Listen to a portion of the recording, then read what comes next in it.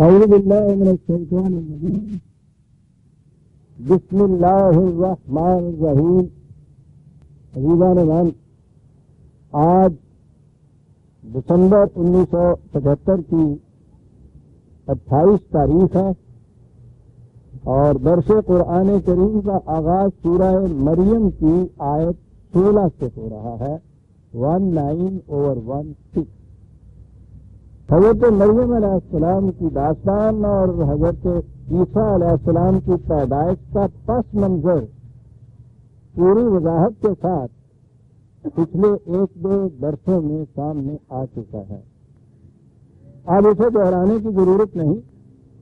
اسے اگر آپ اپنے ذہن میں رکھیں گے تو یہ آیات جو آگے اب سامنے آ رہی ہیں، جن میں اس سرگزشت کی کچھ تفصیل دی گئی ہے، اس کو سمجھنے میں آپ کو کوئی دشواری لاحق نہیں ہوگی، اور اگر وہ پس منظر ذہن میں نہیں رہے گا تو پھر وہ ساری الجھنیں پیدا ہوں گی جو اب تک پیدا ہوتی چلی آ رہی ہیں، اور جن کا حال اس کے سوا اور کچھ ان کی سمجھ میں نہیں آتا کہ محرف تورات نے جو افسانہ گری کی ہے وہی یہ اپنے ہاں روایات کی تائید کے ساتھ ہمارے سامنے پیش کرتے چلے جائیں۔ تو یہ رہا ہے ہمارے ہاں قصہ، وہ سارا تورات کا ہے، آ رہا ہے ہمارے ہاں تفاسیر میں، اور وہ جو میں کہا کرتا ہوں کہ اس میں بنیادی کمزوری یہ کہ ان تفاسیر کو یہ نہیں کہا جاتا کہ وہ مفسرین کے اپنے خیالات ہیں یا انہوں نے تورات سے لیے ہیں۔ ہر تفسیر سے پہلے روایت لکھ دی جاتی ہے اور کہا یہ جاتا ہے کہ نبی اکرم صلی اللہ علیہ وسلم نے ایسا فرمایا۔ ہمارے ہاں سب سے بنیادی جو دشواری ہے مذہب کو دین کی طرف لانے میں وہ یہی ہے کہ اگر یہ غلط خیالات، تصورات، نظریات پرانی محرف کتابوں کے اندر کی سند کے ساتھ جو بیان کیا جاتا ہے، اگر کوئی تفسیر لکھنے والا اسے اپنے خیالات کی روح سے بیان کرے، بڑی آسانی سے اس کی تردید کی جا سکتی ہے، اختلاف کیا جا سکتا ہے، کہا جا سکتا ہے کہ انہیں بھی سمجھنے کا حق تھا، ہمیں بھی حق ہے۔ لیکن جب وہ ان پرانی محرف کتابوں کی قصے یا اپنے خیالات کے ساتھ یہ کہے کہ حضور نے یہ فرمایا صلی اللہ علیہ وسلم، تو اب اس کے بعد یہ دشواری پیش آ جاتی۔ کون سا مسلمان ایسا ہے جو یہ جرأت کرے کہ اگر یہ کہا جائے کہ یہ حضور کا ارشاد ہے اور وہ یہ کہے کہ نہیں صاحب میں اسے نہیں مانتا، میں اس سے اختلاف کرتا ہوں، یا معاذ اللہ میں اس کی تردید کرتا ہوں، کسے جرأت ہو سکتی ہے؟ وہ تو اسلام مسلمان ہی نہیں رہ سکتا۔ رسالت پر ایمان کے معنی یہ ہیں۔ اب یہ ہے وہ ویک پوائنٹ جسے آپ کہیں گے کہ جس کی وجہ سے جتنے آپ کے ہاں مروجہ غلط خیالات، نظریات، اعتقادات پھیلے ہوئے ہیں ان کی اصلاح نہیں ہو سکتی، ہو پاتی نہیں۔ ان کے متعلق اگر یہ کہا جائے کہ صاحب آئیے سب سے پہلے ہم انہی کو پرکھ کے دیکھ لیں کہ یہ ارشادات رسول اللہ صلی اللہ علیہ وسلم ہو بھی سکتے ہیں یا نہیں، یہ بات جو کہنا ہے اس کہنے کے اوپر کہا جاتا ہے کہ یہ انکار ہے، رسالت کا انکار ہے، حضور کی احادیث کا۔ یہ جو آپ سنتے ہیں نا اس طرح سے ڈگڈگی بجائی رہی ہے منکر حدیث منکر حدیث، وہ بات کیا ہے؟ وہ اتنی سی بات ہے کہ بھئی جو چیزیں آپ حضور کی طرف منسوب کر کے یہ کہتے ہیں انہیں مانیے کہ یہ حضور کے ارشادات ہیں، آئیے ذرا پرکھ کے دیکھ تو لیں کہ یہ ہو بھی سکتے ہیں یا نہیں، اور اس پرکھنے میں بھی کوئی نئے اصول نہیں جو وضع کیے جائیں گے، ان کے ہاں یہ پہلے سے اصول وضع شدہ ہیں۔ خود ان کے ہاں کے وہ لوگ جنہوں نے حدیث کے متعلق جرح و تعدیل کا ایک علم جاری کیا، انہوں نے حدیث پرکھنے کے معیار اصول مقرر کیے ہوئے ہیں۔ سر فہرست سب سے پہلا اصول یہ ہے کہ کوئی روایت جو قرآن کریم کے خلاف جائے وہ صحیح نہیں ہو سکتی۔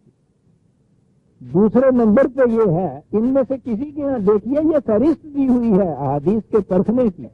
دوسرے نمبر پہ یہ ہے کہ کوئی روایت جو عقل اور فکر کے خلاف جائے وہ حدیث صحیح نہیں ہو سکتی۔ تیسرے نمبر پہ ہے کہ جو روایت واقعات کے خلاف یا جس کو مشاہدہ یا معائنہ کہتے ہیں اس کے خلاف جائے وہ حدیث صحیح نہیں ہو سکتی۔ اگلا نمبر ہے جو تاریخی واقعات کے خلاف جائے وہ صحیح نہیں ہو سکتی. یہ ساری انہوں نے خود دی ہوئی ہے فہرست. اب آپ واقعی تعجب آپ کو ہوگا کہ اگر انہوں نے یہ دیا ہوا ہے تو اگر آج ایک شخص یہ کہتا ہے کہ جو حدیث قرآن کے خلاف جاتی ہے اسے رسول اللہ کا ارشاد نہیں مانا جا سکتا، وہ صحیح نہیں ہے، تو پھر یہ اس کے خلاف کیوں ہو جاتے ہیں، کفر کے فتوے کیوں صادر ہوتے ہیں؟ وہ ہے اگلی بات. اور وہ یہ کہ ان کا یہ عقیدہ ہے کہ اس معیار کے مطابق حدیثوں کے مجموعے پرکھے جا چکے ہیں. یعنی یہ جو معیار تھے یہ ان لوگوں کے لیے تھے جنہوں نے انہیں پرکھا کہیں ان کی روح سے، اور اس کے بعد یہ معیار جو ہے اب وہ کتابوں میں ہی درج ہے، آگے نہیں یہ معیار نافذ العمل ہو سکتے. اب یہ جو آ گئی ہیں کتابوں کے اندر حدیثیں انہیں اب نہیں پرکھا جاتا. کیوں صاحب؟ اس لیے کہ وہ لوگ ہم سے زیادہ صاحب علم تھے، ہم سے زیادہ صاحب بصیرت تھے. تو گویا اب ایمان جو ہے یہ ان احادیث کی روح سے رسول اللہ صلی اللہ علیہ وسلم کے ارشادات کے نہیں، ان لوگوں کی بصیرت، ان لوگوں کی علمی تباہر پر ایمان ہے. اس کے خلاف آپ کچھ نہیں کہہ سکتے. انکار ہے اس بات سے کہ بھئی جس طرح انہیں یہ حق پہنچتا تھا ان معیاروں کے مطابق، انہی کے مطابق اگر امام بخاری نے 6 لاکھ میں سے 5,94,000 حدیثوں کے متعلق کہہ دیا کہ یہ وضعی ہیں، یہ صحیح نہیں ہے، اگر اسی میں سے ہم یہ کہہ دیں کہ صاحب ٹھیک ہے انہوں نے بڑی محنت کی لیکن بہرحال ایک انسان تھے، انسانی کوشش تھی، انہی کے قائم کردہ معیار کے مطابق ان میں کچھ ایسی نظر آتی ہیں جو اس پہ پوری نہیں اترتی، 94,000 انہوں نے اس میں سے مسترد کی، 5,94,000. اگر اس میں 5,94,000 کے بعد 2 کا اور اضافہ ہو جائے تو کیا قیامت آ جائے گی صاحب؟ کہتے ہیں نہیں صاحب، یہی نہیں کہ اس میں اضافہ نہیں کیا جا سکتا. آپ حیران ہوں گے یہ سن کے. عقیدہ یہ ہے کہ ان میں سے کسی ایک روایت کا انکار انسان کو دائرہ اسلام سے خارج کر دیتا ہے. یہ کوئی مبالغے والی بات نہیں، یہ الفاظ ہیں ان کے، یہ ایمان ہے، یہ عقیدہ ہے. کفر کا فتویٰ اب سمجھ لیا نا آپ نے، ان کے اس معیار کے مطابق تو بالکل صحیح ہو گیا. جب عقیدہ یہ ہو جائے کہ یہ کم از کم 2 کتابیں جو ہیں اہل حدیث کا یہ عقیدہ ہے، بخاری اور مسلم کی، ان میں جو کچھ بھی آ چکا ہے ان میں سے کسی ایک حدیث کا انکار دائرہ اسلام سے خارج کر دیتا ہے. اور یہ جو آپس میں کفر کے فتوے ان کے لگتے ہیں، سے پہلے چلے آ رہے تھے. اب ان میں آپ کو معلوم ہے کیا، یہ جنہیں حنفی کہتے ہیں نا آپ، کثیر التعداد فرقہ آپ کے ہاں حنفیوں کا ہے. یہ بخاری اور مسلم کی 200 حدیثوں کے متعلق یہ کہتے ہیں کہ یہ صحیح نہیں. انہوں نے اپنے ہاں ایک اور مجموعہ ہے ترمذی کا، اس کی حدیثوں کے متعلق کہتے ہیں صحیح ہے. وہ اہل حدیث ترمذی کی حدیثوں کو صحیح نہیں مانتے، اور وہ یہ کہتے ہیں کہ یہ بخاری اور مسلم کی 1-2 نہیں 200 حدیثوں کے متعلق یہ کہتے ہیں، اس لیے یہ دائرہ اسلام سے خارج. یہ آپ ان کے ہاں یہ چیز چلی آ رہی تھی، یہ تھی بات ساری. وہ تو الگ چیز آ گئی نا کہ اب انہوں نے ان سب میں مل کے وہ ایک قربانی کا بکرا جو تھا وہ چن لیا. اب ان کے نزدیک کافر صرف پرویز ہے، یعنی وہ اب حنفی جو 200 کا حدیث کا انکار کرتے تھے وہ بھی نہیں رہے کافر. متحدہ محاذ ہے نا، جن میں اقامت دین والے بھی شامل ہیں اور سیکولرزم والے بھی شامل ہیں، وہ تو متحدہ محاذ.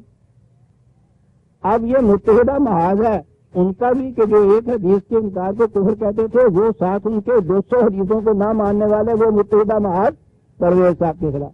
کیوں جی یہ منکر حدیث ہے؟ ارے حنفیوں سے پوچھو کہ جناب آپ کیا ہیں، ان کے نزدیک اہل حدیث کے نزدیک. تو جی سے چھوڑیے، آپ بتائیے کہ فتویٰ کو دستخط کرنے والوں میں اہل حدیث حنفی دونوں شامل ہیں یا نہیں؟ کیا بات ہے.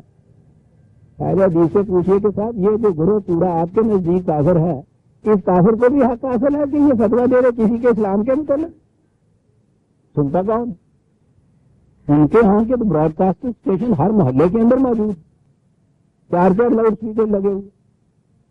میں بات یہ کہہ رہا تھا عزیز مہمان کہ سارا نقطہ یہاں ہے. احادیث پرکھنے کے معیار موجود ہیں کتابوں کے اندر، مجموعے موجود ہیں.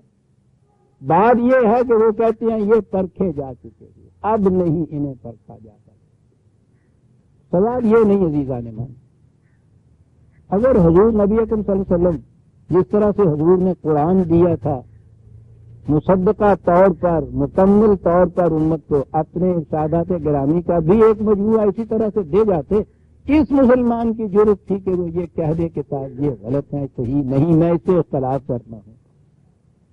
جب ان سے یہ کہا جائے تو ان کے ہاں تو وہ پھر بازی باری کے بابا ہم بازی، اس کا جواب بتا کیا دے؟ کہتے ہیں اس طرح تو رسول اللہ نے قرآن بھی نہیں امت کو دیا تھا، چلیے صاحب معاملہ ہی ختم۔ حدیث کے مجموعے نہیں دیے تھے ان کا تو ان کو بھی قرار ہے۔ جواب یہ ہے کہ صاحب حضور نے قرآن بھی یہ نہیں دیا تھا اس طرح سے۔ اچھا پھر تو جس طرح سے حدیث کے مجموعے مرتب ہوئے اسی طرح سے قرآن آپ کا جمع ہوا۔ اگر آپ ان کی صحت کو نہیں مانتے ہیں تو پھر قرآن کی صحت کو بھی کیسے مان سکتے ہیں؟ کون سی دلیل ہے آپ کے پاس؟ قصہ ختم، ہاتھی میں حیدر غائب۔ عزیزان من، یہ ہے وہ چیز، یہ ہے وہ اصل چیز جس کے خلاف میں نے یہ آواز بلند کی تھی اور کیے چلا جا رہا ہوں۔ زندگی کے چند دن باقی اگر ہیں تو میں اس لیے عرض کر رہا ہوں کہ واضح ہو جائے کہ بات اصل میں کیا ہے، یہ کیا ہے کفر کے فتوے، یہ کیا ہے چیزیں جو منوائی جا رہی ہیں، یہ ہے جو منوائی جا رہی ہیں۔ یہی حضرت مریم علیہ السلام کے قصے میں جو چیزیں آپ کے ہاں ان تفاسیر میں لکھی گئی ہیں، اور پھر وہی دقت ہماری کہ اس کے ساتھ پہلے قال رسول کہا گیا ہے، میں کسی شریف مجلس میں بیان نہیں کر سکتا۔ حیرت تو آپ کو ضرور ہوگی، لیکن خود اٹھا کے پڑھ کے دیکھ لیجیے، ہمت ہے کسی میں تو اور تفاسیر تو ایک طرف رہا۔ بخاری شریف کا پہلا ہی باب جو ہے باب الغسل اور باب الوضو وغیرہ، ذرا اس کو پڑھ کے دیکھیے، ہے ہمت؟ اینی ہو، بہرحال بات آ گئی حضرت مریم علیہ السلام کے قصے، پس منظر میں بیان کر چکا۔ یہ خالص عیسائیت کے عقیدے تھے کہ حضرت مسیح علیہ السلام دن بعد کے پیدا ہوئے، اور ان کے لیے ایک بنیاد تھی کہ انہوں نے ابن اللہ قائم ان کو قرار دینا تھا۔ اگر کسی انسان کا بیٹا قرار دے دیتے تو خدا کا بیٹا ان کو بنا نہیں سکتے۔ اس عقیدے کے ماتحت انہوں نے یہ چیز وضع کی۔ انہوں نے ابن اللہ کو اگر پھر موت آ جاتی یہاں تو وہ ابن اللہ نہیں رہ سکتا تھا۔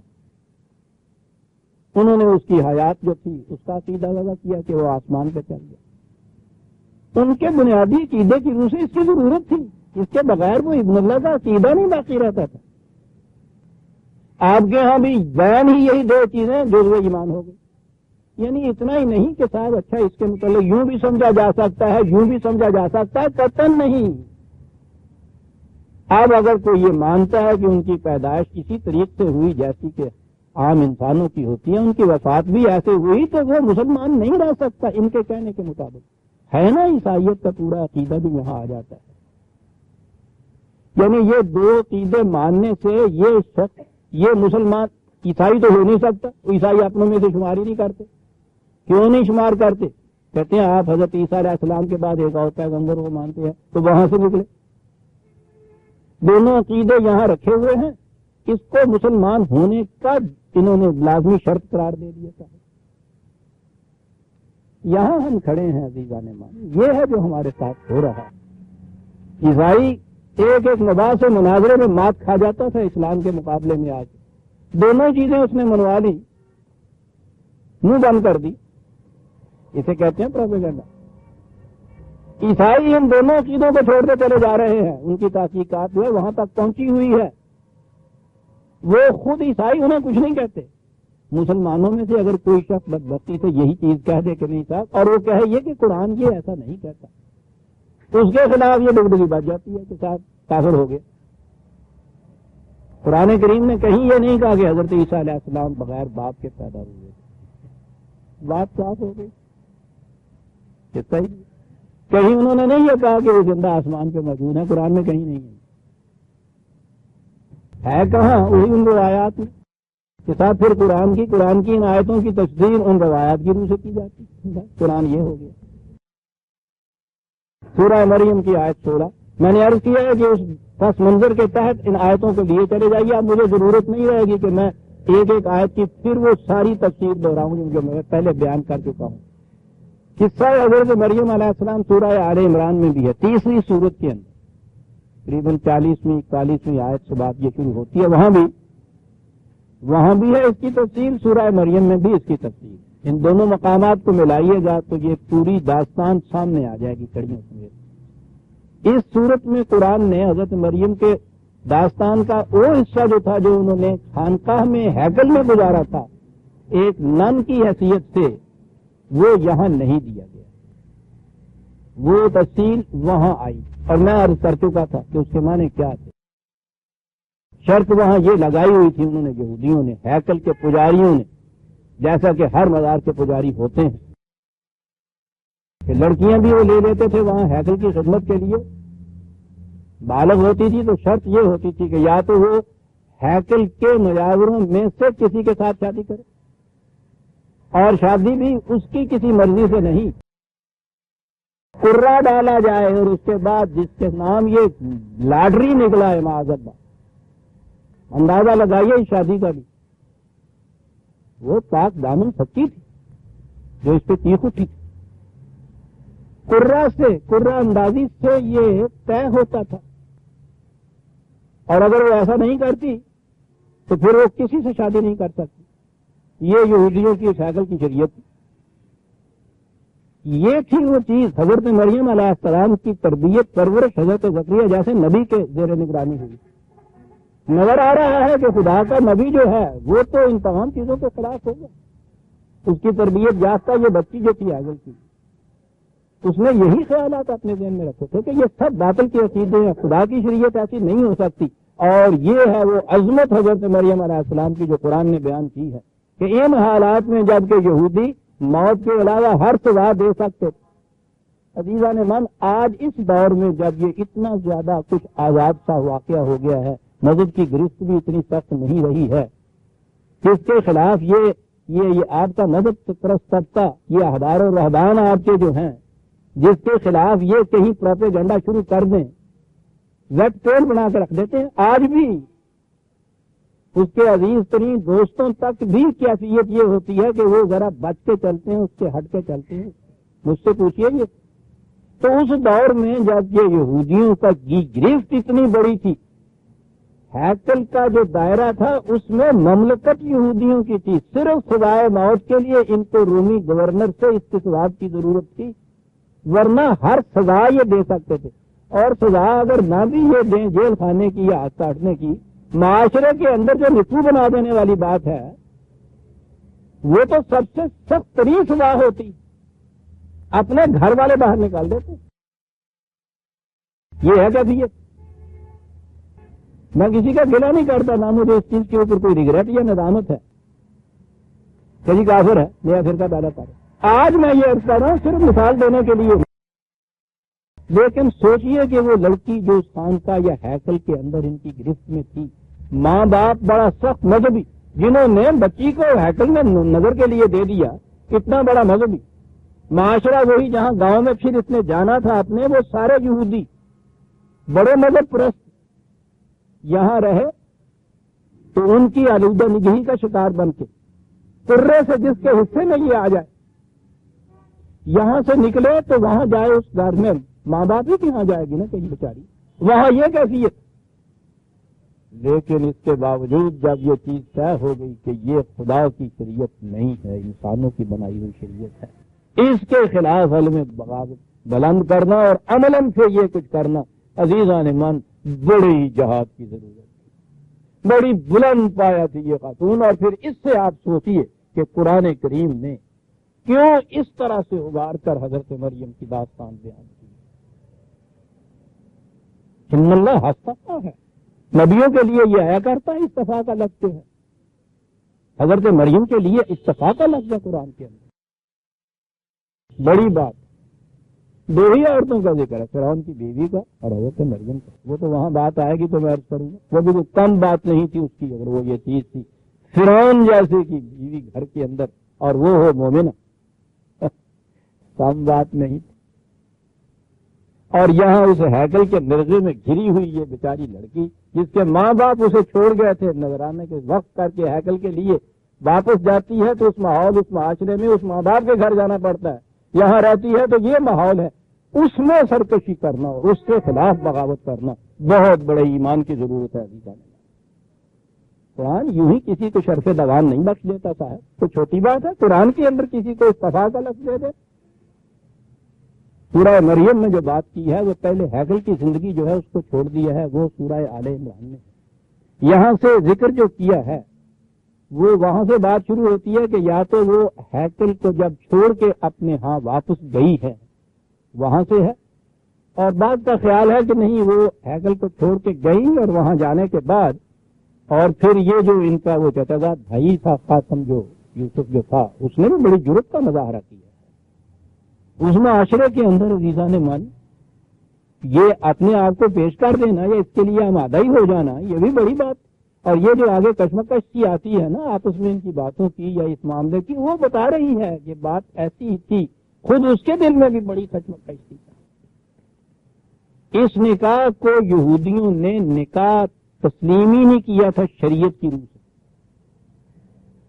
اسی لیے یہودی معاذ اللہ حضرت عیسیٰ علیہ السلام کے متعلق یہود و نصارہ افراط و تفریط میں ہیں، عیسائی انہیں ابن اللہ کہتے ہیں، حضرت مریم کی پرستش کرتے ہیں، یہودی معاذ اللہ معاذ اللہ معاذ اللہ ان کو ولد الزنا کہتے ہیں حضرت عیسیٰ علیہ السلام کو، وہ اس لیے کہ وہ اس نکاح کو شرعی تسلیم نہیں کرتے تھے، یہ نہیں تھا معاذ اللہ کہ یہ کہیں اللیجیٹیمیٹ چائلڈ جسے آپ کہتے ہیں کوئی معاذ اللہ حرامی بچہ جسے کہتے ہیں، یہ بات نہیں تھی، وہ تو سیدھی سی بات ہے نا کہ صاحب شریعت یا ارباب شریعت جس نکاح کو شرعی نہ مانے اسے تو وہ حرام کاری کہتے ہیں نا، وہ یہ تھا سارا قصہ، یہودی یہ کہتے تھے، عیسائی ابن اللہ بنا رہے تھے، یہ تو خدا کی وحی اور دین ہے نا جو صحیح مقام آپ کے مقرر کرتا ہے، کہ انہوں نے کہا کہ قطعاً غلط ہے کہ وہ نہ یہودیوں کا وہ جرم جو عائد ہوتا ہے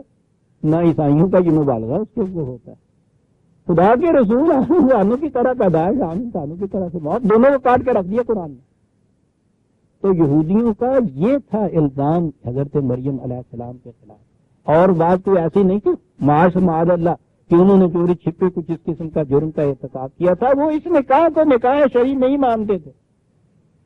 آج اس کی مثالیں موجود ہیں عزیزان من ہمارے حلقے کے اندر، ایسی ایسی مثالیں ہیں کہ یہ شریعت کے مطابق نکاح ہوا جوڑے کا مولوی صاحبان جو ہیں فتویٰ لگا رہے ہیں کہ یہ نکاح شریعت کے مطابق نہیں، کیوں نہیں جی؟ کہ جی وہ طلوع اسلام پڑھتے تھے، میں یہ افسانہ نہیں بیان کر رہا، یہ واقعات بیان کر رہا ہوں، اور اس کے بعد یہ ہمارے عزیز ترین دوستوں میں سے اب مرحوم ہو گئے ہیں، شاید نہ نام لوں کیونکہ بہرحال وہ بیٹی ہماری تو موجود ہے، یعنی یہ جب وہاں چھوٹی سی بستی اس کے اندر یہ باقاعدہ شریعت کے مطابق جیسے نکاح مسلمانوں کا ہوتا ہے اس کے مطابق یہ نکاح ہوا، پٹھانوں کا علاقہ، انہوں نے متحدہ طور پہ مسجدوں میں اعلان کر دیا کہ یہ نکاح ہی نہیں ہے، سوچئے کہ اس بچی پہ کیا گزری، یعنی بڑی باہمت تھے ہمارے وہ دوست جو تھے، نہایت متقی پرہیزگار، ان کے بھی معیار کے مطابق پابند شریعت، انہوں نے یہ مجھے کہا کہ بھائی صاحب بچی کی کیفیت یہ ہے کہ آپ بیٹھ کے گھر میں دن رات رو رہی ہے اور وہ خودکشی کرنے پہ آمادہ ہو رہی ہے، اس لیے کہ سارے گاؤں یا بستی کے اندر عزیز رشتے دار تو ایک طرف چرچا انہوں نے اتنا کر دیا کہ وہ جہاں بچی بیٹھے وہ سب یہ کہیں یہ ہے وہ بچی جس کا نکاح ہی نہیں ہوا اور خاوند کے یہاں بس رہی ہے۔ ایک شریف زادی کے لیے اس سے زیادہ کوئی اور چیز جنگ باز نہیں ہو سکتی، انہوں نے یہ چیز کہی، وہ شرائط پیش کرتے تھے کہ اسے پہلے تسلیم کرو کہ وہ حرام کرنا، پھر ہم نئے سرے سے اس کا نکاح کریں گے۔ کیسے نکاح کرو گے؟ جیسے پہلے ہوا ہے، یعنی کریں گے ویسے ہی۔ وہ کیوں نہیں ہوا؟ اس لیے ہم نے نہیں پڑھایا، بات تو ساری یہ ہے جی بیان ہی وہی کچھ یہ آگے کریں تو شریعت کے مطابق، اسی طرح سے شریعت کے مطابق کوئی دوسرا کرے تو اسے تسلیم نہیں یہ کرتے. آج اس دور میں یہ کیفیت ہے. میں اس لیے یہ بار بار عرض کرتا ہوں کہ اس کے سوا یہ بات آپ کی سمجھ میں نہیں آئے گی کہ یہ قصہ کیا ہے حضرت مریم علیہ السلام والا. قرآن نے اس تفصیل سے بیان کیوں کیا ہے؟ بیان ہی اس لیے کیا ہے کہ یہ واقعات قرآن کو معلوم تھا خدا کو کہ یہ احبار و رہبان مذہبی پیشوائیت کی طرف سے ہر دور میں یہ کچھ ہوگا، تو معلوم ہو جانا چاہیے دوبارہ. اور یہ جو چیز ہے کہ قرآن کوئی تاریخ کی کتاب نہیں کہ وہ اس کی جزیاتی کڑیاں بھی بیان کرتا چلا جائے، اس کو ضرورت کیا تھی؟ اس نے تو اصل بات بیان کی ہے کہ شریعت خدا کی یہ نہیں ہوتی کہ ہیکل کے اندر پہلے تو نظر دے دی جائے، بالغ ہو جائے تو قرہ اندازی سے اس کے فیصلے کیے جائیں. وہ اگر وہاں اپنی مرضی کے مطابق شادی نہیں کرنی چاہیے تو پھر ساری عمر شادی نہ کرے. اگر شادی کر لے تو اس کو یہ لوگ شریعت کے مطابق نکاح قرار نہ دیں، اس کی اولاد کو جائز اولاد قرار نہ دیں. یہ چیزیں ہیں جن کی تردید کے لیے یہ قصہ بیان ہوا ہے قرآن کریم میں. اب میں نے عرض کیا نا کہ پھر یہ بات کہ قرآن قیامت تک کے علم کا خدا قرآن کا قیامت تک کے علم کا جاننے والا تھا، اسے معلوم تھا کہ احبار و رہبان یہودیوں اور عیسائیوں ہی کے نہیں یہ کریں گے، امت محمدیہ کے احبار و رہبان بھی یہی کچھ کریں گے. وہ بھی اس نے کہا کہ وہ شرعی نکاح نہیں تسلیم کریں گے، اور جب نہ کیا جائے گا تو جو کچھ بیتے گی کم از کم لڑکی پر وہ اس کی محافظت چاہتا ہے قرآن. تو میں نے عرض کیا کہ اس قصے میں بعض کا خیال تو یہ ہے کہ واقعہ وہاں سے شروع ہوا ہے جہاں سے وہ حضرت مریم علیہ السلام ہیکل سے نکل کے بغاوت کر کے اپنے گاؤں کی طرف آئی. بعض نے یہ کہا کہ نہیں، اس سے پیشتر وہ آ گئی تھی اور وہ شادی ان کی ہو چکی تھی. اس شادی کے بعد جب وہ خاوند کے گھر میں یا سسرال میں کہ یہ تھی، وہاں جو ان کی اس مولویت نے تنگ کیا اس کو بیچاری کو، اور شاید وہ جو تھے گاؤں والے، وہ گھر والے یا وہ خاوند، اس نے بھی شاید یہ چیز کی ہو. میں نے کہا قرآن نہیں یہ بتاتا تو قیاسات ہے نا، اور ہمیں معلوم ہے کہ ان حالات میں ایسا ممکن ہے کہ وہاں بھی اس کے اوپر عرصہ حیات اتنا تنگ آ گیا ہو کہ وہ وہاں سے اسے چھوڑ کے سسرال کو بھی گھر ماں باپ کے ہی آ گئی ہو. دونوں باتیں یہاں ہو سکتی ہیں جہاں سے بیان کیا شروع کیا ہے قصہ قرآن نے. وَاذْكُرْ فِي الْكِتَابِ مَرْيَمَ إِذِ انتَبَذَتْ مِنْ أَهْلِهَا مَكَانًا شَرْقِيًّا، جب وہ اپنے اہل سے الگ ہو کر، اب یہاں اہل قرآن نے کہا ہے اہل خاندان، تو وہ سسرال بھی ہو سکتے ہیں. دوسرا جو خیال ہے کہ نہیں وہ اپنے ہاں کی بستی سے یہ میاں بیوی دونوں الگ ہو گئے تھے جب یہ بچہ ابھی بطن میں تھا، تو پھر یہ ان کو لے کے الگ ہو گئی تھی. یہ بھی ہو سکتا ہے کیونکہ یہ پہلے ہی کچھ کم اس سے اوپر قیامت نہیں گزری ہوگی. جب وہ استقرار حمل ہوا ہوگا تو پھر تو اس بچے کے متعلق بھی معاذ اللہ یہ باتیں شروع ہو گئی ہوگی ہیں، تو ناقابل برداشت ہو گئی حالت. تو انہوں نے فیصلہ یہی کیا کہ تم بسو اس دیش میں، ہم سے بسا نہ جائے. تو یہ دونوں وہاں سے پھر دور نکل گئے، فلسطین کو چھوڑ کے مصر چلے گئے تھے بیچارے. یہ تھے وہاں کے حالات. تو یہاں سے جو بات شروع کی اس نے قرآن نے کہا جب وہ اپنے اہل خاندان سے الگ ہو کر ادھر چلی گئی، مکانن شرقیہ صرف کہا ہے اس علاقے اس بستی کی طرف کے جو وہاں سے شرق کی طرف واقع تھا. تو جغرافیے میں دیکھنے سے وہ نظر آتا ہے کہ یہ جو ناصرہ ان کا گاؤں تھا، یہ ناصری جو کہا جاتا ہے نا، نظرت مسیح کو، وہ اس گاؤں کی نسبت سے کہا جاتا ہے جہاں کے رہنے والی حضرت مریم ناصرہ. اور وہ یروشلم سے جہاں یہ ہیکل واقع ہوا ہے وہ بھی اتفاق سے جانب شرقی واقع ہوا ہے. شاید یہی ہو یا یہ کہ ان کا جو سسرال کا خاندان تھا وہاں سے جو آئی ہے اپنے میکے میں ناصرہ میں، تو یہ جانب شرق ہو. کچھ بھی ہو، ہمیں اس سے تفصیل سے کوئی تعلق نہیں ہے. بات تو وہ اصل ہے کہ یہ چیز نہ خلاف شریعت تھی نہ دین خداوندی کے خلاف تھی. یہ تو یہ مذہبی پیشواؤں کی شریعت کے خلاف ایک چیز تھی، تو وہ وہاں جانب شرقیہ آ گئی. فَاتَّخَذَتْ مِن دُونِهِمْ حِجَابًا. اب یہاں سے سارا بات صاف ہو گئی کہ خواہ وہ میکے میں ہی آئی، اپنوں میں ہی آئی، یہاں بھی اس کی کیفیت یہ تھی کہ وہ بڑی محجوب رہ رہی تھی. سب سے الگ الگ تنہائی میں بیچاری کہیں کال کوٹڑی میں اپنوں سے حجاب اور زندگی پوری گزارنی. کس قیامت سے شب ہجر میری گزری ہے، کہیں میری شب ہجرہ کی سحر ہو تو کہوں اس کی سحر نہیں ہوتی. شادی تھی، بچہ تھا گود میں، فاتخذت من دونہ حجاب. ان حالات میں اب آگے بات آئی، اس کی تسکین کی بڑی ضرورت. کون تسکین دے سکتا تھا؟ خدا ہی کی طرف سے تسکین مل سکتی تھی. اس سے کم درجے پہ تو وہاں کوئی تھا نہیں نا، اتنی بڑی اتھارٹی. خدا کی طرف سے براہ راست تو وہی آ نہیں سکتی تھی کیونکہ یہ رسول نبی نہیں تھے. تو میں نے عرض کیا ہے کہ عربی زبان کی روح سے بھی، خود قرآن میں استعمال ہونے کی روح سے بھی وحی کے معنی یہی نہیں کہ خدا کی طرف سے جبریل کی معرفت کسی نبی پہ خدا کی طرف سے کوئی علم آنا. وحی کے معنی ہوتے ہیں کسی کی طرف سے کسی دوسرے کی طرف کوئی پیغام بھیج دینا، خواہ وہ وحی کا پیغام ہو یا اس شخص کا اپنا پیغام ہو. اس میں ایک ہی شرط ہے کہ ذرا سا اخفاء اس میں ہوتا ہے، پردہ داری سے کوئی بات جو کی جائے، لطافت بلکہ اس میں ہوتا ہے. کیونکہ وحی کے بنیادی معنی سریش اشارے کے ہوتے ہیں. کوئی بات جو تیز سے اشارے سے کی جائے اسے کہتے ہیں. تو عرب اپنے ہاں یہ استعمال کرتے تھے، یہ لفظ پیغام بھیجتے تھے ایک دوسرے کی طرف، خواہ تحریری خواہ زبانی، لیکن ذرا سے رازدارانہ انداز سے اسے بھی وہی کہا کرتے تھے.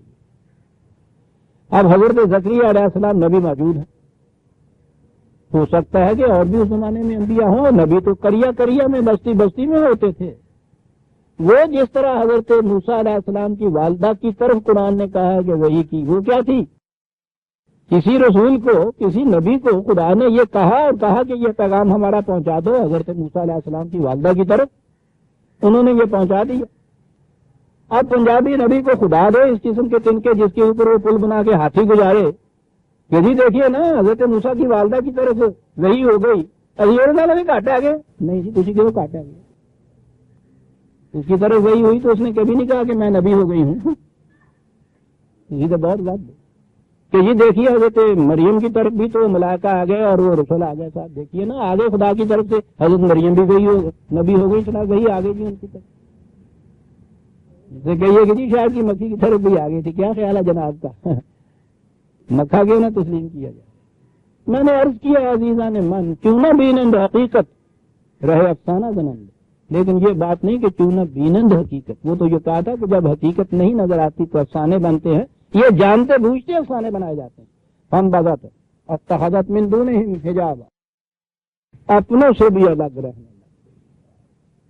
عجیب چیز بعض واقعات یاد آ جاتے ہیں زندگی کے. جب میں نے پہلی دفعہ شعلہ مستور لکھی حضرت عیسیٰ علیہ السلام کی داستان قرآن کریم کی روشنی میں اور تحقیقات حاضرہ کی روشنی میں بھی، تو آپ حیران ہوں گے مسلمانوں کی طرف سے تو کفر کا فتویٰ لگا.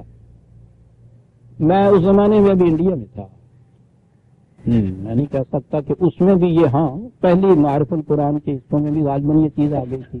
بہرحال یا وہاں تھا یا یہاں تھا، مجھے سن کا یاد نہیں تھا. مدراس کا ایک بہت بڑا پادری تھا، اس کا خط یہ آیا کہ میں نے یہ کتاب پڑھی ہے اور ہم احسان مند ہیں آپ کے کہ آپ نے ان الجھنوں کو اس طرح سے صاف کیا ہے کہ بات بالکل واضح ہو کے ہمارے سامنے آ جاتی ہے. ان کے یہاں ایک فرقہ ہے جو نہیں مانتا حضرت عیسیٰ علیہ السلام کو ابن اللہ. شاید یہ وہ ہو پادری، یعنی پادریوں تک نے اس سے تسلیم کیا کہ قرآن نے بات صاف کی. فَأَرْسَلْنَا إِلَيْهَا رُوحَنَا فَتَمَثَّلَ لَهَا بَشَرًا سَوِيًّا. اب یہ یہاں سے ان کے ہاں افسانے شروع ہوئے. خدا کی طرف سے فرشتہ آیا تو پھر کیسے بات ہوئی؟ وہ بھی انسان کی شکل میں آیا، انسان کی شکل میں فرشتہ. اب وہاں سے یہ عقیدہ وضع ہوا کہ فرشتے انسان کی شکلوں میں بھی یہاں پھرتے رہتے ہیں. شیطان انسان کی شکلوں میں تو ہمیں پتا ہے، کہتے ہیں جی فرشتے بھی انسانوں کی شکل میں تھے. اب ٹھیک ہے، جسے جی جائے گئی ہے کہ صاحب یہ فرشتہ تھا، وہ خارش ہو کر روپیہ لے کے آیا ہوا جائے تو وہ کہیں گے کون تھا جی؟ یہ جبریل تھا، امین تھے جی، یہ انسان کی شکل میں آئے تھے ہمارے سامنے. اب یہ جتنے قصے مشہور ہوئے ہیں نا وہ سن 65 کی جنگ میں، وہ سب زمانوں والے سفید گھوڑیوں والے، یہ سارے کہ جی فرشتے آئے ہوئے تھے نا انسانوں کی شکلوں میں. یعنی بنائے گا عقیدہ چلے اس کے اوپر. جو اتنی بات ان سے پوچھ لے کہ صاحب قرآن کریم نے تو یہ تو ایک طرف رہے، بدر کے میدان میں جو فرشتے آئے تھے ملائکہ تو کہا قرآن، ان کے ملائکہ ہونے میں تو شبہ نہیں. صحابہ کی جماعت رسول اللہ صلی اللہ علیہ وسلم ان میں موجود، ان کا ذکر کرنے کے بعد قرآن کریم نے 2 دفعہ ان کا ذکر آیا ہے، اور دونوں ہی بار یہ 7 ٹکڑے قرآن نے بڑھا دیے کہ وَأَنزَلَ جُلُودًا لَمْ تَرَوْهَا 9/26 9/26 9/40 فرشتے مدد کے لیے آئے، تم انہیں دیکھ نہیں سکتے تھے. قرآن ملائکہ کے متعلق یہ کہتا ہے کہ وہ آئے اور رسول اللہ اور صحابہ کے بار وہ انہیں نہیں دیکھ سکتے تھے. ایتھے پراوی دے پل تے جمعہ تیلی دیکھ سکتا سی انہیں. اچھا آپ دیکھیں کی کرتے سن، اتوں ہے جڑا بم گرتا سی نا تھلے، انہوں کسی نے ادھر بھیج دیں سن، کسی نے ادھر پٹوکی مار کے بھیج دیں. ٹھیک، میں اس لیے کہ ان کے خلاف یہ اعتراض ہوتا تھا کہ یہ سارے جنگ کے دوران میں اپنے اپنے حجروں اور مسجدوں میں بیٹھ کے یہ کچھ کرتے رہے، کسی کو توفیق اتنی نصیب نہ ہوئی کہ میدان جنگ میں بھی جاتے. اس کا جواب جو تھا، جواب اس کا یہ تھا کہ یہ جو جنگ لڑی گئی اس میں فتح نصیب ہوئی، یہ جو گولے ادھر ادھر گئے، یہ جو گولیاں برسیں، یہ ان خاکی وردی والے سپاہیوں مجاہدین نے نہیں کیا، یہ تو خدا کے فرشتے سے جو کر گئے، اس لیے ہمیں کیا ضرورت تھی. یعنی ان کو کریڈٹ نہ اس کا مل جائے، بڑی دور کی ہوتی ہے ان کی یہ تدبیر. فرشتے لینڈ اینی ہو کہا یہ گیا کہ وہ فرشتہ آیا انسان کی شکل میں، اور اس سے آگے اگر میں اس کی تفسیریں بیان کروں جو لکھی ہوئی ہیں روایات کی روح سے تو پھر بسوزت پرم میں نہیں بتا سکتا تھا. اگر گویم زبان سوزت دے یہ بھی کہتا نہیں کہہ سکتا. فرشتہ جبریل کہتے ہیں آیا تھا مرد کی شکل میں، اور آگے بات پھر نہیں کہی جا سکتی، بات کچھ نہیں. ارسلنا الیہ روحنا، روحنا یہاں ہے، اس نے کہا انما انا رسول ربک. اب یہاں کہا کہ اس نے کہا کہ میں تمہارے رب کی طرف سے رسول ہوں. چل رسول کا لفظ جہاں آیا انہوں نے فوراً وہ رسول لیا جو خدا کی وحی جس کے اوپر آتی ہے، اور وہ عربی زبان وہاں ان کے یہاں سب ختم ہے. عرب آج بھی رسول کا لفظ پیغمبر کے معنی میں استعمال کرتے ہیں. آپ کو یاد ہوگا شاید اعتراض ایک ہوا تھا، جواہر لال نہرو گیا تھا پہلی دفعہ جب عرب ممالک میں دورے کے اوپر، تو انہوں نے اسے رسول امین کہا تھا، پیغمبر امن. رسول کا لفظ عام ہوا تھا، یہاں سے اعتراض بھی ہوا تھا کہ استعمال نہیں کرنا چاہیے. عرب آج بھی اپنے ہاں اس زبان میں تاثر کے لیے رسول کا لفظ استعمال کرتے. اب قرآن کریم میں تو کئی دفعہ آیا ہوا ہے یہ لفظ رسول. ٹھیک آواز پڑی میرے کان میں یہ کہ مراسلے تک تو ہم ٹھیک کہہ دیتے ہیں، وہ تو ٹھیک ہے، لیکن وہ مراسلہ والا جو ہے اس کو وہ رسول کہہ دیا جائے نا تو پھر اس سے مراد وہی رسول ہو جاتے ہیں. یعنی یہ ایک الگ بات ہے کہ خود میں نے بھی یہ بات اپنے ہاں کہی تھی کہ چونکہ ہمارے ہاں یہ اصطلاح رسول کی اب انہی معنوں میں استعمال ہوتی ہے، ہمیں یہ لفظ اب کسی اور معنی میں استعمال نہیں کرنا چاہیے. میں نے اپنے ہاں یہ احتیاط برتا، لیکن زبان کے اعتبار سے تو وہ عرب استعمال کرتے ہیں ان چیزوں کو. اب اگر وہ کتاب کو کتاب کہیں اور ہم کہیں کہ نہیں صاحب وہ تو قرآن شریف ہی ہو سکتا ہے، تو اب وہ تو زبان ہی ختم ہو جائے گی. وہ استعمال کرتے ہیں. یہی ہے رسول و رب، اور رب کا لفظ جہاں آیا انہوں نے کہا کہ اس کے معنی خدا ہے. اب قرآن کریم میں یہ لفظ عربی زبان کی روح سے مربی کے لیے لفظ یہ آتا ہے جس کے زیر سایہ تربیت ہو کسی کی، گھر کے سربراہ خاندان کے لیے آتا ہے. وہ یوسف علیہ السلام جس گھر کے اندر وہ غلام کی حیثیت سے گئے تھے، وہ گھر کے آقا کو رب کہتے تھے اپنا. مال و اسباب کے نگران کو کہا جاتا ہے، جس کے کنٹرول میں کوئی چیز دی جائے اس کو کہا جاتا ہے. یہ عربوں کے ہاں آج استعمال میں آتے ہیں لفظ. قرآن میں یہ لفظ استعمال ہوئے ہوئے ہیں ان معانی میں، لیکن یہاں تو پھر کچھ جب تک یہ کچھ اس کو افسانہ نہ بنایا جائے تو بقول ان کے لطف نہیں رہتا. اب یہاں سے یہ بنایا فرشتہ آیا تھا، وہ آیا تھا آج انسان کی شکل میں، اس نے آن کے کہا تھا میں تیرے اللہ کی طرف سے رسول ہوں، بات صاف کیوں نہ ہو سکتی کہ ٹھیک ہے؟ رب یہاں مربی حضرت زکریا علیہ السلام جن کے زیر نگرانی تربیت پائی حضرت، انہوں نے ایک قاصد بھیجا، پیغام بھر بھیجا، ٹھیک ہے؟ حضرت زکریا کی طرف اگر خدا کی طرف سے یہ وحی آئی ہوگی تو ہمیں اس میں ماننے میں کوئی تعامل نہیں ہو، تو نبی ہے، انہوں نے یہ پیغام پہنچایا اور ان کا حق بھی تھا، ان کی زیر نگرانی تربیت پائی، چہیتی بیٹیوں کی طرح یہ کی، وہ نبی بھی تھے، ان کے اوپر فریضہ خداوندی بھی عائد ہوتا تھا کہ اس کشمکش میں یہ جو بچی گرفتار ہوئی ہے چاہو اس کی مدد کے لیے اور اس سے جا کے تسکین دو کہ گھبراؤ نہیں۔ یہ استقرار حمل اگر ہو چکا ہے اس کے بعد کی بات ہے، تو اگر پہلے کی بات ہے شادی کے وقت کی تو اسے گھبراؤ نہیں، میں تمہیں بشارت دینے کے لیے آیا ہوں۔ کس کی طرف سے؟ وہ تمہارا جو مربی تھا، حضرت زکریا نے پیغام بھر بھیجا ہوگا، انسانی، اس نے آ کے یہ بات کہی، اور اگر خدا کی طرف نسبت کی کہ تیرے خدا نے یہ کہا ہے تو وہ بھی ٹھیک ہے، خدا نے حضرت زکریا سے کہا ہوگا، لیکن ان کی طرف تو بہرحال حضرت زکریا ہی کا کوئی قاصد ہے جو نظر آتا ہے کہ وہ آیا، اور اس نے آ کے یہ جو ہے نا روح نا، ہم نے اپنی روح بھیجی، تو اب روح جو تھی اس کے لیے انہوں نے کہا فرشتہ ہی ہے، روح تو وہی کو کہتے ہیں قرآن کریم کی روح۔ تو یوں کڑیاں ملنے سے نظر آتا ہے کہ اس کشمکش سے اسے نکالنے کے لیے ضرورت تھی کہ اسے بتایا جاتا کہ تیرا یہ فیصلہ جو ہے خدا کے منشا کے خلاف نہیں ہے، اس کے دین کے خلاف نہیں ہے۔ یہ تسکین کون دے سکتا تھا؟ صرف ایک نبی دے سکتا تھا جو کہتا کہ خدا نے مجھے کہا ہے کہ اس بیٹی کو پیغام پہنچا دو کہ گھبراؤ نہیں، تمہارے یہ فیصلے جو کچھ تم کر رہی ہو ہماری منشا کے خلاف نہیں ہے، ہمارے دین کے مطابق ہے۔ ایک نبی ہی اس کو تسکین دے سکتا تھا۔ اتنا بڑا ہجوم جو تھا، جو شریعت کے نام کے اوپر اس بیچاری پہ عافیت حیات تنگ کر رہے تھے، اس کے خلاف ایک نبی یا خدا کی وحی ہی ایسا کر سکتی۔ آج ایسی کشمکش میں کوئی گرفتار ہو، ہم قرآن کی آیت اگر اس کو سنائیں کہ نہیں بھائی خدا نے یہ کہا ہے، یہ وہی بات ہو جائے گی جو حضرت مریم کے ساتھ ہوئی، خدا کی بات اس تک پہنچائی گئی، گھبراؤ نہیں۔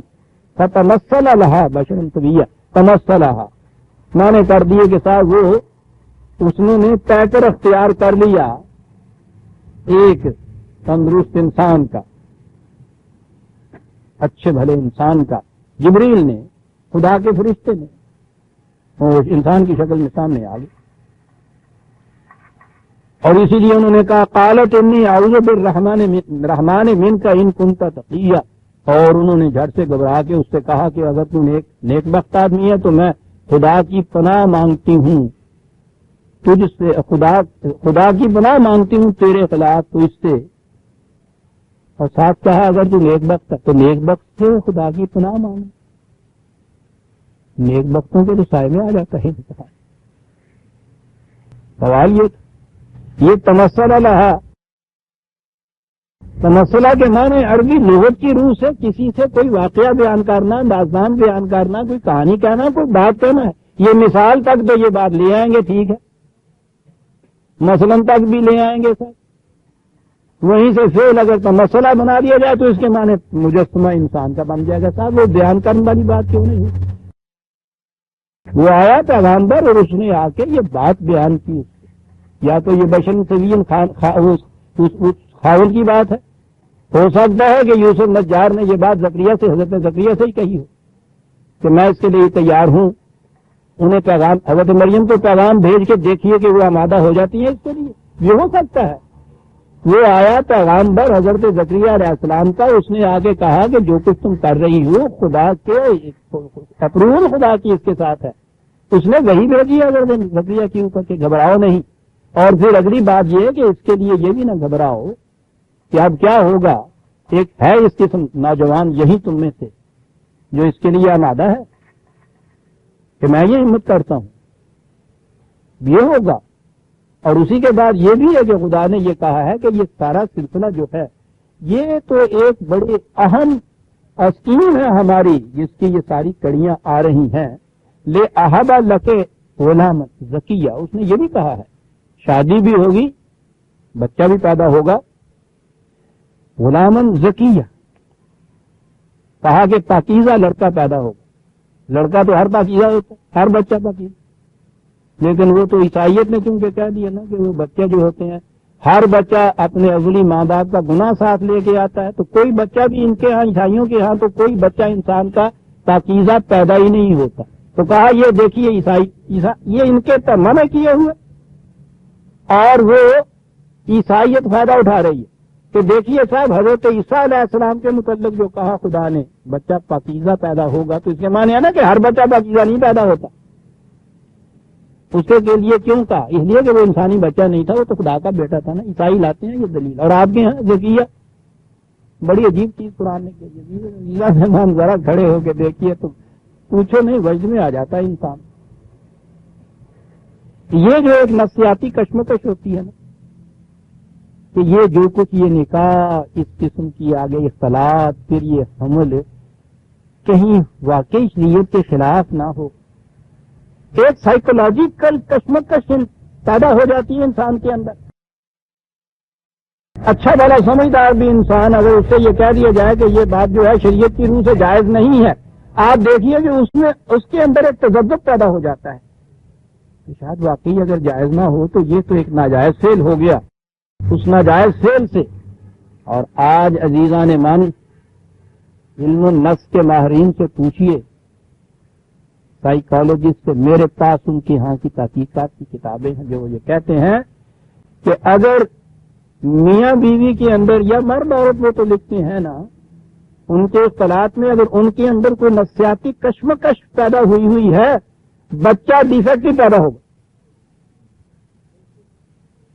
سب عجیب عجیب تحقیقات ہو رہی ہیں، ہر تحقیق قرآن کے ایک دعوے کی صداقت کی شہادت بنتی چلی جا رہی ہے.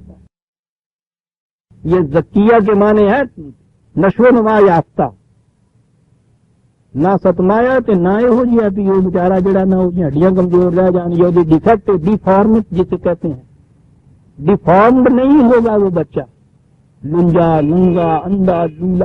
کیوں کہنے کی ضرورت پیش آئی یہاں؟ وہ کشمکش میں گرفتار تھی، اسے اس کشمکش سے نکالنا تھا. بشرن کہا تو سوین کہا وہاں تندرست توانا متوازن، غلامن بچہ کہا تو زکیہ کہا، فلی ڈیولپ اس کا ترجمہ ہے. یہ چیز کیا کیا کرتی ہے؟ ذاتی واقعات بتاتا ہوں. تقسیم سے پہلے دفتر میں میرے ساتھ ایک اینگلو انڈین ہوتا تھا سپرنٹینڈنٹ. وہ عیسائی تھا، کیتھولک جو ان کے ہاں ہوتے ہیں نا، قدامت پرست فرقہ جو ان کے ہاں کا ہے وہ عیسائی تھا. ان کے ہاں فرسٹ کزنز میں شادی نہیں کرتے. شریعت تو عیسائیوں میں ہوتی نہیں، لیکن ان کے ہاں جو ایک روایتی چیز چلی آتی ہے نا ان کے ہاں وہ شریعت بن چکی ہوئی ہیں. فرسٹ کزن میں یعنی وہ چچا کی لڑکی، ماموں کی لڑکی، خالہ کی لڑکی آپس میں یہ شادی نہیں کرتے. ان کے ہاں جائز نہیں، ہوں کہہ لیجئے نا، جائز نہیں. وہ بڑا اچھا شریف النفس تھا تو جس کا میں ذکر کر رہا ہوں، وہ سپرنٹینڈنٹ وٹلے اس کا نام. میرے ساتھ اس کے بڑے اچھے مراسم تھے، وہ اس لیے کہ وہ بھی مذہبی تھا. اس دور میں بھی اس کے معیار کے مطابق مذہبی تھا. تو بہرحال ہم سے بڑی دوستی تھی. اس کی ایک چچا کی لڑکی تھی، وہ رہتے تھے ایک ہی گھر میں. ان کا آپس میں محبت تھی اور میں سمجھتا ہوں وہ بڑا ہی نیک کردار لڑکا تھا. تجویز ان کے ذہن میں یہ تھی کہ ہم شادی کر لیں. مانے تھی یہ چیز کہ یہ جائز نہیں ہے. مسلمانوں میں تو یہ شادیاں جو ہے جائز ہی نہیں بلکہ اس کو پریفرنس دی جاتی ہے. اگر یہ رشتے مل جائیں آپس میں ہی چچا کی لڑکیوں سے، ماموں خالہ کی لڑکیوں سے. اس نے مجھ سے یہ کہا کہ آپ کے ہاں تو یہ شادیاں عام ہوتی ہیں، یہ بتاؤ کہ اس قسم کی شادی سے جو بچے پیدا ہوتے ہیں کچھ ان پہ اثر وثر تو نہیں آپ کے یہاں ہوتا؟ اب میرے ذہن میں آ کے انہیں ڈرایا ہوا ہوگا ان کے ملا نے. میں نے کہا یہ ہمارے ہاں تو یہ 90% شادیاں اسی قسم کی ہوتی ہیں. اگر اس کا کوئی اثر ہونا ہوتا یہ سارے مسلمانوں کی نسلی لولے لنگڑوں کی پیدا ہوتی. تو یعنی سمجھانے کے لیے میں نے اس کو یہ کہا کہ یہ بات غلط ہے، کوئی اثر اس کا نہیں ہوتا. بہرحال مجھ سے جو اس نے بات کی تذبذب میں وہ ضرور رہا. اس نے جرأت کی, شادی کر لی. ان کے ہاں کے یہ مولویوں نے وہ جیسے یہ ہوتا ہے طوفان برپا کر دیا. وہ کبھی کبھی کہا کرتا تھا کہ بھائی میں نے تو جرأت کی ہے, میرا دل تو کبھی ہے, میں نے تم سے بھی پوچھا تھا, وہ بیوی میری جو ہے نا وہ کبھی کبھی ضرور یہ بات کرتی رہتی ہے. اور میں اس سے کہا کرتا تھا کہ بھائی اس کو بھی ذرا اطمینان دلاؤ کہ یہ کوئی بات ناجائز نہیں ہوئی کہنے کی, وہ تمہارے کہنے سے کیا ہوگا, وہ جو گرجے میں جاتی ہے وہ تو مولوی صاحب روز یہ کچھ کہہ دیتے ہیں اس سے. اس کشمکش میں گرفتار. آپ حیران ہوں گے کہ بچہ پیدا ہوا اور وہ بہرا اور گنگا تھا. یہ اس قسم کے اتفاقات ہیں جو انسان کو مار مار کے پھر انہی تاریخ وادیوں میں لے جاتے ہیں. اور وہ جو تھا وہ لے مجھے اب تک یاد ہے, سر پکڑے ہوئے. بچپن میں تو پتہ نہیں ابھی چلا تھا, جب ذرا بچہ بڑا ہوا اور معلوم ہوا کہ وہ گنگا بہرا ہے اور پکڑے ہوئے تھا. اس نے مجھ سے یہ کہا کہ تم نے تو مجھے اطمینان دلایا تھا. میں نے کہا میں نے تو شہادت پیش کی تھی کہ ہمارے ہاں تو یہ نہیں ہوتا, ہم خود تمہارے سامنے موجود ہیں, ہمارے ماں باپ کی شادیاں, ہماری شادیاں اسی طرح کی ہوئی ہیں. کہنے لگا لیکن نہیں, میرے ہاں تو یہ ہوا. میں نے کہا اس کی وجہ صرف یہی ہے کہ اس دوران میں وہ جو روز تمہاری بیوی کے کان میں یہ آواز پڑتی چلی جا رہی تھی نا, اور وہ اس کشمکش میں گرفتار تھی, یہ اس کا اثر. حالانکہ میں نے ابھی اس زمانے میں سائیکالوجی اتنی نہیں پڑھی تھی, اتنی زیادہ آگے بھی نہیں بڑھی ہوئی تھی سائیکالوجی. اب جو میں دیکھتا ہوں لیٹسٹ ان کے ہاں کی یہ تحقیقات, اس میں یہ چیز بتا رہے ہیں. وہ قرآن کریم نے اس موقع پہ میں نے عرض کیا ہے نا کہ وہ قرآن کا مقصد یہ ہے کہ اس کے دل سے, اس لڑکی کے دل سے اس خیال کو زائل کیا جائے کہ کوئی قدم تمہارا خلاف شریعت نہیں ہے, تذبذب میں, کشمش میں گرفتار نہ ہو. کتنی دور تک جاتا ہے سارا یہ. اور یہیں سے یہ چیز ہے. ہمارے ہاں ہزاروں قیامتیں عزیزان من محض یہ جو روایات چلی آتی ہیں نا معاشرے کے اندر, گھروں کے اندر, اس کی پیدا کردہ ہوتی ہیں. ہزاروں پرابلم ان کی پیدا کردہ, اور اب تو ہزاروں امراض ان کی پیدا کردہ ہوتی ہیں.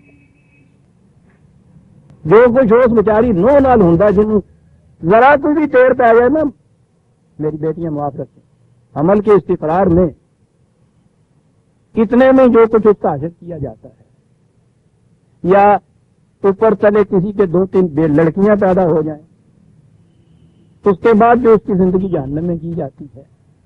انہوں نے یہ بتایا ہے اب سائیکالوجسٹ نے, وہ تو جو جینس ہوتے ہیں نا جی, وہ موالید ابتدائی جن سے جنین متشکل ہوتا ہے, انہوں نے تحقیق کر کے بتایا ہے کہ کسی ایک عقیدے کا یا ایک گہرے خیال کا کس قسم کے جینس پہ کس قسم کا اثر پڑتا ہے. یا اللہ, اب نارمل ہوتے ہیں. کہا کہ وہ پیغامبر میں ہوں تیرے خدا کی طرف سے, فتح مسل اللہ, اس نے یہ ساری بات بیان کی اس سے, اور کہا یہ ہے کہ کشمکش سے نکل جاؤ. وہ یوسف تیار بھی ہے اس شادی کے لیے. اگر تو زکریا نے کہا ہے اس میں کوئی چیز ایسی نہیں ہے جو خلاف شریعت و خداوندی ہو, یہ شادی بھی صحیح ہے. اس کے بعد جو اولاد ہوگی اس میں بھی اس تذبذب میں نہ رہنا کہ پتہ نہیں کس قسم کا وہ بچہ پیدا ہو جائے, لولا لنگڑا غلام زکیہ, فلی گرون اپ ڈیولپ بیبی پیدا ہوگی. اگر بچہ پیدا ہوگا تو کیوں گھبراتی ہو؟ قالت انا یکون لی غلام ولم یمسسنی بشر ولم اکو بغیا. نظر آتا ہے کہ یہ ابھی استقرار حمل سے پہلے کا یہ واقعہ ہے, کیونکہ یہ کہا یہ ہے کہ میرے ہاں بچہ ہے. ابھی تک تو صورت یہ ہے کہ ہیکل میں تھی تو وہاں کوئی ایسی بات مجھ سے سرزد نہیں ہوئی. اب بھی یہاں بعض نے کہا ہے کہ بشر ان خاوند کے لیے بھی آتا ہے عربی زبان کے اندر, سمجھے نا. اور یہ زبانوں کے استعمال میں یہاں تو ہمارے ہاں پنجابی بھی نہیں رہی, ورنہ ہمارے ہاں گاؤں کے اندر خاوند نہیں کہا کرتی تھی عورت. میرا آدمی آیا نا تو انہیں پھر یوں کیا میں نے, ٹھیک ہے نا ابھی کون سی میرا آدمی, حالانکہ ہر ایک آدمی ہوتا. یہ بشر کا لفظ انہی معنوں میں عربی زبان میں استعمال ہوتا ہے. تاج نامن با حیا یا یوں کہ یہ نا شرمیلی عورتیں جو ہے وہ خامن یا اس کو اپنا میاں وغیرہ, امیاں تو خیر کہہ دیتی ہیں اب یہاں بھی, لیکن وہاں ہمارے ہاں آدمی کہا کرتی تھی میرا آدمی, وہاں بشر کہتی تھی. لڑکی ہے ہیکل میں تربیت یافتہ، مذہبی بھی ہے، ابھی حجاب بھی ہو رہا ہے پیدا. اگر یہ بات ہے نکاح کے بعد کی تو نظر آتا ہے کہ وہاں یہ جو کشمکش جاری تھی اس کشمکش کی وجہ سے ان کے ہاں زنا شوئی کے تعلقات وابستہ نہیں ہوئے تھے اور یہ چلی آئی تھی. اور اگر یہ نہیں ہے تو پھر بات یہ ہوئی کہ ہیکل کی زندگی میں تو میں نے کوئی اس قسم کے غلط اقدام نہیں کیا بغیہ، اور اس کے بعد ابھی تک تو خاوند بھی نہیں مجھے، اور ان حالات میں خاوند ملنے کی توقع بھی نہیں کی جا سکتی. یہ ہے اگلی چیز. تو یہی مرحلہ طے نہیں ہوا. تم یہ کہہ رہے ہو کہ یہ بھی ہوگا، بچہ بھی پیدا ہوگا، تو گھبراؤ نہیں، لولا لنگڑا نہیں ہوگا، بڑا صحیح سلامت بچہ ہوگا. یہ ہوگا کیسے؟ کالا کذالک کے اور الفاظ دیکھیے، کالا ربوں کے ہوا علیہ ہین، 4 ہی آیتیں پہلے حضرت زکریا علیہ السلام کا قصہ. انہوں نے بھی کہا تھا کہ اس بڑھاپے کی عمر میں بیوی ہے بان، میں کچھ بوڑھا ہو چکا ہوں اور مجھے بشارت دی جا رہی ہے بیٹے کی. کیسے ہوگا؟ کالا کذالک. یہاں دیکھیے کالا کذالک. تو کیا حضرت زکریا کے ہاں بھی جو بیٹا پیدا ہوا تھا وہ بن باپ کے ہوا تھا؟ یہ کذالک کا تو لفظ ہے دونوں جگہ. تو بابا اس کو چیزتا نہ بناؤ خدا کے لیے. اس کتاب کو جس زبان میں نازل ہوا ہے اس زبان کی روح سے پڑھو اسے. بات کہنے کی آگے یہ تھی، یعنی تفصیل اور آگے نہیں بتائی. ایک لڑکی سے، جوان لڑکی سے باتیں کر رہا ہے، وہ کہا اسی طرح جس طرح دنیا میں ہوندا ہے گا ایہو ہی ہے نا لفظ جڑے نے کذالک دے مانے آ نے. جس طرح سے ہوا کرتا ہے اسی طرح سے یہ ہوگا. اور ہوا علیہ ہین، تمہیں یہ چیز واقعی کچھ عجوبہ سا نظر آتی ہوگی ان حالات میں. خدا نے یہ کہا کچھ مشکل نہیں. یہی الفاظ حضرت زکریا سے کہا تھا اللہ تعالیٰ نے، کالا ربوں کا ہوا علیہ ہین. یہ آیت نمبر 9 ہے اسی سورت کی. یہ آیت نمبر 21 ہے. وہ جو کہا جیسے ہوا کرتا ہے، اور ہمارے لیے یہ کچھ کرنا مشکل نہیں. ہمارے لیے کیا مانے؟ ہمارے قاعدے کی، ہمارے قانون کی روح سے یہ کوئی بات مشکل نہیں. قانون کیا بتایا آگے جا کے کہ ہم نے کیا اصلحنا لہو زوجہ، اس کی بیوی میں ایک مرض تھا، کوئی بیماری تھی، ڈیفیکٹ تھا کسی قسم کا، اس کا علاج کر دیا، اس میں اولاد پیدا کرنے کی صلاحیت ہو گئی. کالا کذالک ہوا علیہ ہین، تو کچھ مشکل بات نہیں ہے. وہ کذالک اور ہین کا تو قرآن نے تشریح کر دیا. اصلحنا لہو زوجہ، اس کی بیوی کا ڈیفیکٹ دور کر دیا علاج کرنے سے، اولاد پیدا کرنے کے قابل ہو گئے. کذالک. اور ایسا ہوا کرتا ہے، ہمارے ہاں روز ہوتے ہیں اس قسم کے واقعات. عمر بھر کی بعض عورتوں کے ہاں شادیاں علاج کراتی ہیں، کدھر سنی میں اولاد. تو کوئی مشکل بات نہیں. تو بابا اس کو اس طرح سے پڑھو، اس کتاب عظیم کو افسانہ اور تیستا نہ بناؤ. کیوں بار بار قرآن کہتا ہے کہ ہم نے تمہاری زبان میں اس قرآن کو اتارا اور بڑا آسان بنایا؟ یہ تمہاری زبان کیوں کہہ رہا ہے بار بار؟ کیوں کہہ رہا ہے عربی و مبین میں ہم نے اس کو نازل کیا؟ جو میں کہا کرتا ہوں کہ اردو کی کتاب کوئی لکھی اور بار بار اس میں لکھے ہم نے یہ کتاب اردو زبان میں لکھی ہے، ہم نے تو کہہ جاؤں اردو زبان سانو پتا سامنے پی ہوئی ہے. یہ بار بار اس میں اب یہ کیوں لکھتا جاتی؟ یہ بار بار قرآن نے اس لیے لکھا تھا کہ اس کو کہیں چیزتا نہ سمجھ لینا. اس زبان کو عربوں کی زبان ہے. عربوں سے پوچھو کہ تم ان الفاظ کے معنی کیا لیتے ہو، یہ کہتے ہیں نہیں صاحب وہ زبان دے اعتبار میں نے. اتنی بڑی اب کتابیں لکھی جا رہی ہیں ہمارے خلاف کہ عربی لغت کی روح سے قرآن نہیں سمجھ میں آ سکتا. جی سنسکرت کی روح سے سمجھ میں آئے گا. تو لسان عربی مبین کہ یہ تو صحیح. پھر یہ کیوں بار بار اس نے کہا ہے کہ یہ واضح عربی زبان کی ایک کتاب ہے؟ پھر کہا کہ ہر نبی کو وہی ہم اس کی قوم کی زبان میں وہی دیتے ہیں تاکہ وہ قوم سمجھ لے. جب وہ ایک بات جب وہ ان سے کہے پانی تو وہ سمجھ لے کہ اس سے مراد یہ پانی ہے.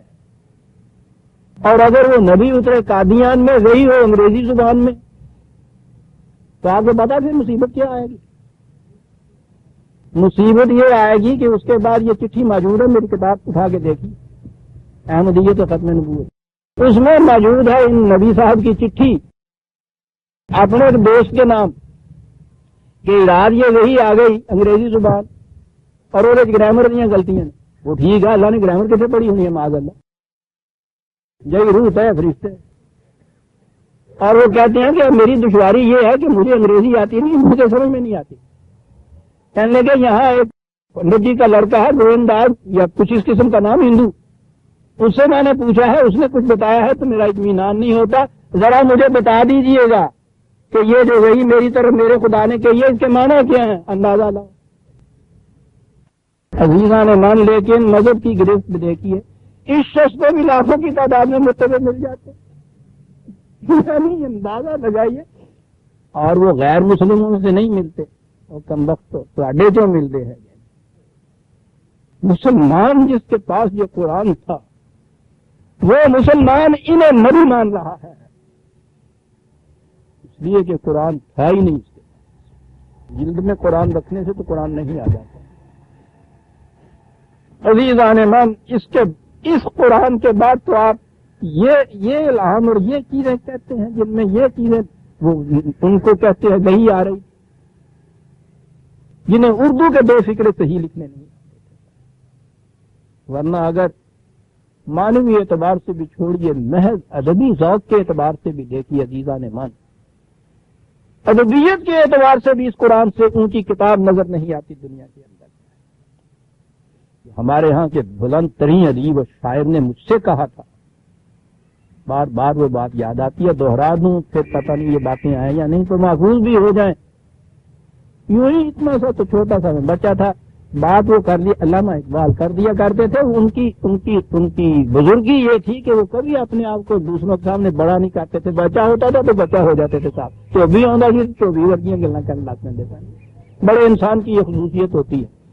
تو انہوں نے یہ جو سنا کہ ہم بھی کبھی کبھی تک بندی کر دیتے، کہنے لگے تم یاد کریے اپنے شعر کوئی نہیں سنایا ہے، پنجابی کی گلا کر دیں ٹھیک پلوانا ورگی پنجابی ہوں.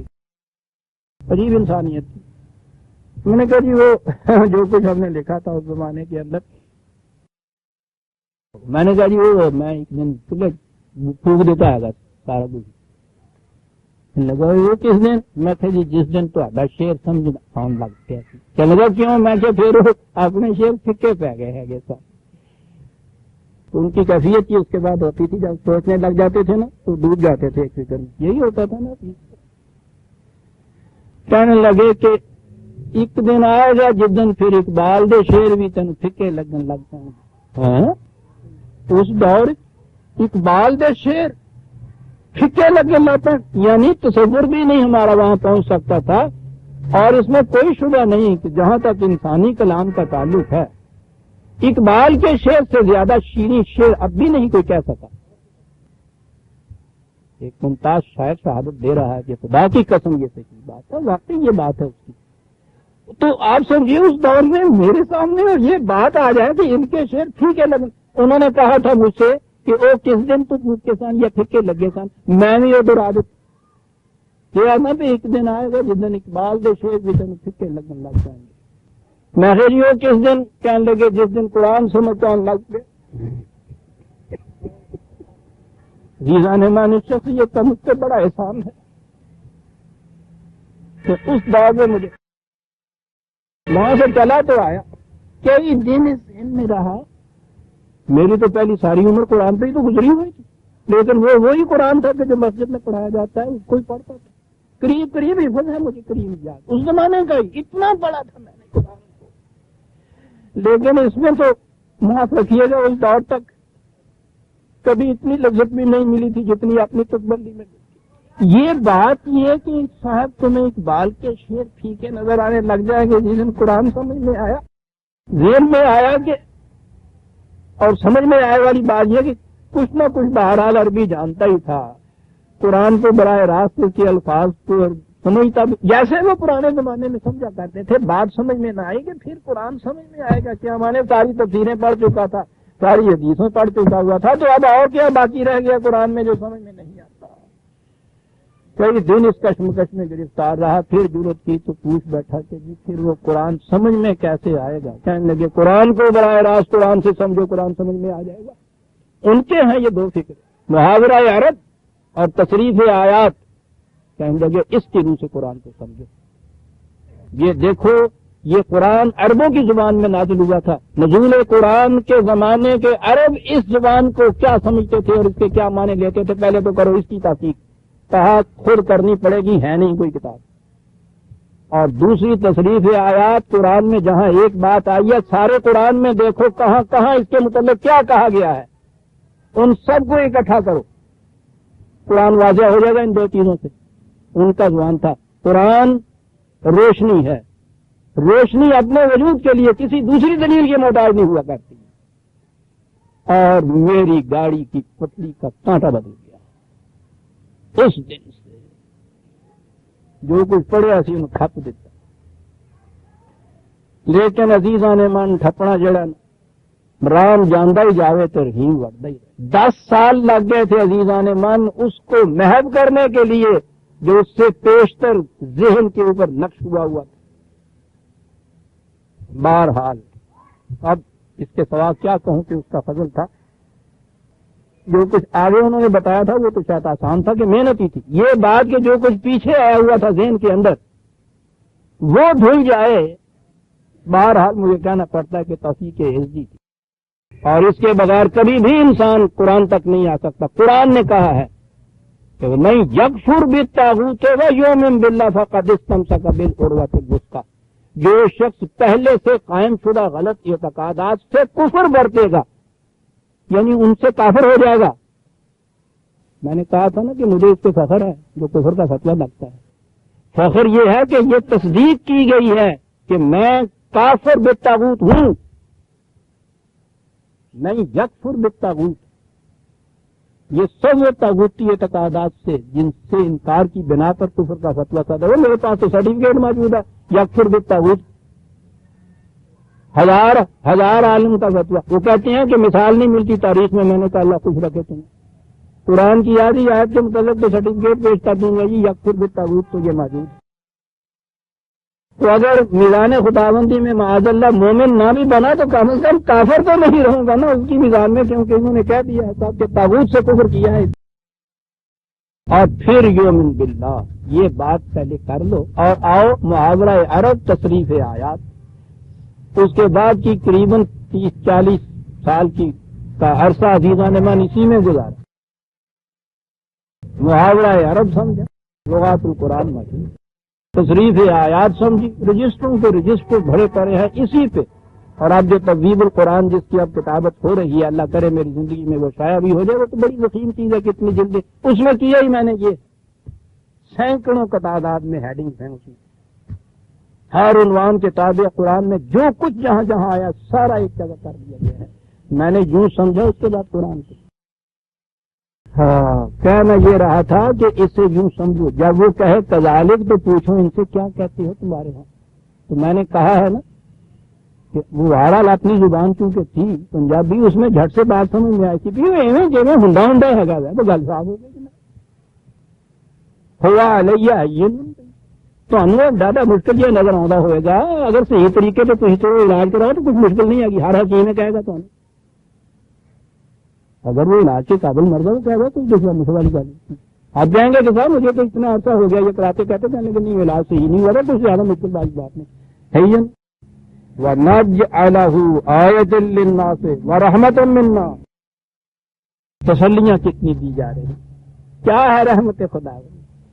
اس لیے کہ اس بچی نے اتنی جو مجاہدانہ جوج کا اعلان کیا. خدا کے میزان میں اس کا وزن اتنا بڑا تھا کہ خدا خود تسکین خاطر کر رہا ہے. استفاء والوں کی کیفیت یہ ہو جاتی ہے عزیزان من. یہ تو ہمیں پتہ نہیں ہے کہ ان کی تسکین ان کے الفاظ سے کی. قرآن نے یہ کہا ہے، یہ جو کہتے ہیں نا ملائکہ آگے ایسا ہے، قرآن نے یہ کہا ان الذین قالوا ربنا اللہ ثم استقاموا تتنزل علیہم الملائکۃ. جو لوگ کہہ دیں کہ میرا رب اللہ ہے اور اس کے بعد اس کے اوپر جم کر کھڑے ہو جائیں پھر حضرت مریم کی طرح، جو لوگ بھی یہ کہہ دیں کہ میرا رب اللہ ہے اور پھر جم کے کھڑے ہو جائیں، اس سے یہ پتہ چلا نا کہ میرا رب اللہ ہے. یہ کہنا کچھ آسان بات نہیں. آسان ہوتی تو آگے یہ کیوں شرط لگاتی کہ پھر استقامت سے کھڑا ہو جائے؟ نظر آیا کہ اس میں بڑی گھاٹیاں ایسی آتی ہیں جن میں لغزشوں کے امکانات ہیں، جبھی تو کہا کہ پھر جم کے کھڑا ہو جائے۔ کس بات پہ؟ یہ بات صرف کہنے کہ میرا رب اللہ ہے۔ ہاں ہاں چمی گویم مسلمانوں بلرزم، جب میں کہتا ہوں کہ مسلمان ہوں تو کانپ اٹھتا ہوں کہ دانم مشکلات لا الہ را، میں لا الہ کی مشکلات کو جانتا ہوں۔ رب اللہ کہنا کوئی کام آسان نہیں ہے۔ دنیا کے ہر رب کی چوکر سے مستانہ بار گزرنا ہوگا، ہر ایک کی ربوبیت کا انکار کرنا ہوگا، یہ یکفر بالطاغوت ہوگا نا۔